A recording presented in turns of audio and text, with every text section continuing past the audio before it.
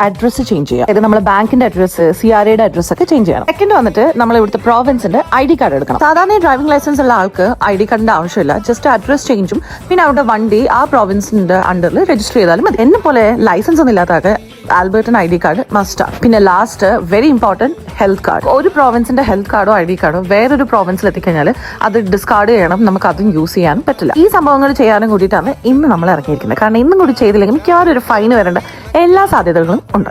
By എന്റെ nails എങ്ങനെയുണ്ട്? ഞാൻ ആക്ച്വലി കുറച്ച് ക്രിസ്മസ് ഡെക്കറേഷൻ ഒക്കെ ചെയ്യാനായിരുന്നു ഉദ്ദേശിച്ചത്. പക്ഷേ അപ്പോയിന്റ്മെന്റ് സമയത്ത് ഡിസൈൻസ് വേണമെന്ന് പറഞ്ഞാൽ അങ്ങനത്തെ ഒരു സ്റ്റാഫിനെ നമുക്ക് അലോട്ട് ചെയ്ത് തരും. എനിക്കുണ്ടല്ലോ ഈ ഇനീഷ്യൽ സ്നോ ഒക്കെ ഭയങ്കര ഇഷ്ടമാണ്. പിന്നെ അങ്ങോട്ട് ഒരു വെറുപ്പിക്കലാണ് ഈ സ്നോ. പ്രത്യേകിച്ച് ഈ ആൽബർട്ട അല്ല കാൽഗറി ആണ് ഭയങ്കര ബ്യൂട്ടിഫുൾ ആയിരുന്നു. പിന്നെ കുറച്ച് നേരത്തേക്ക് എന്റെ ഒരു നെയിൽസിന്റെ പ്രഹസനമായിരുന്നു. കണ്ടും കേട്ട് സഹിച്ചു വെക്കുന്ന വിഷ്ണുവിന്റെ ഒക്കെ ഒരു അവസ്ഥയെ.